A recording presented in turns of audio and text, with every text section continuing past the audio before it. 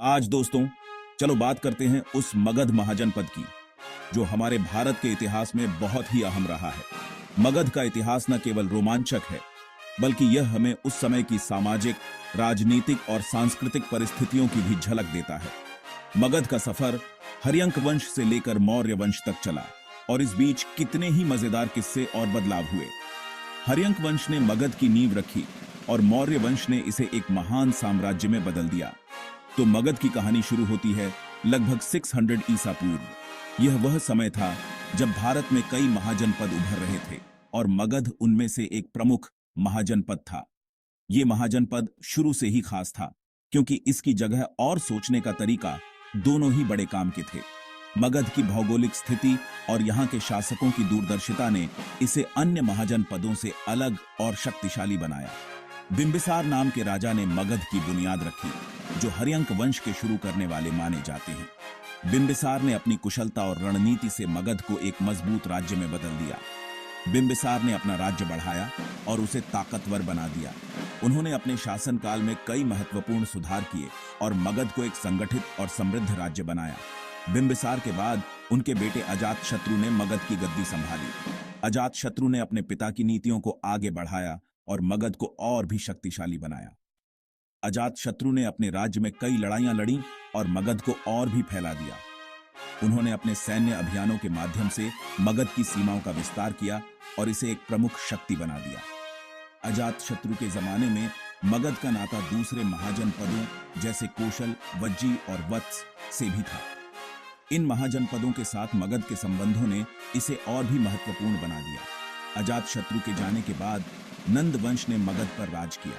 नंद वंश ने मगध की शक्ति और समृद्धि को और भी बढ़ाया। इस वंश के महापद्मनंद राजा ने मगध को और भी मजबूत बना दिया। महापद्मनंद ने अपने शासनकाल में कई महत्वपूर्ण सुधार किए और मगध को एक संगठित और शक्तिशाली राज्य में बदल दिया। लेकिन मगध का सबसे धमाकेदार दौर आया मौर्य वंश के राज्य में। मौर्य वंश ने मगध को एक महान साम्राज्य में बदल दिया और इसे भारतीय इतिहास में एक महत्वपूर्ण स्थान दिलाया। चंद्रगुप्त मौर्य ने नंद वंश को हराकर मौर्य वंश शुरू किया। चंद्रगुप्त मौर्य ने अपनी कुशलता और रणनीति से मगध को एक महान साम्राज्य में बदल दिया। चंद्रगुप्त मौर्य ने अपने गुरु चाणक्य की मदद से मगध को एक बहुत बड़े साम्राज्य में बदल दिया। चाणक्य की नीतियों और चंद्रगुप्त की नेतृत्व क्षमता ने मगध को एक महान शक्ति बना दिया। उनके बाद आए अशोक महान, जिन्होंने सिर्फ भारत में ही नहीं बल्कि दूसरे देशों में भी बौद्ध धर्म को फैलाया। अशोक ने अपने शासनकाल में कई महत्वपूर्ण सुधार किए और मगध को एक महान साम्राज्य में बदल दिया। अशोक के राज में मगध की शान अपने चरम पर थी। अशोक के शासनकाल में मगध ने अपनी शक्ति और समृद्धि के चरम को छू लिया। मगध महाजनपद की इस यात्रा में हमने देखा कि कैसे हर्यंक वंश से लेकर मौर्य वंश तक ये महाजनपद लगातार बढ़ता और बदलता रहा। मगध की इस यात्रा ने हमें यह सिखाया कि कैसे एक राज्य अपनी कुशलता और रणनीति से एक महान साम्राज्य में बदल सकता है।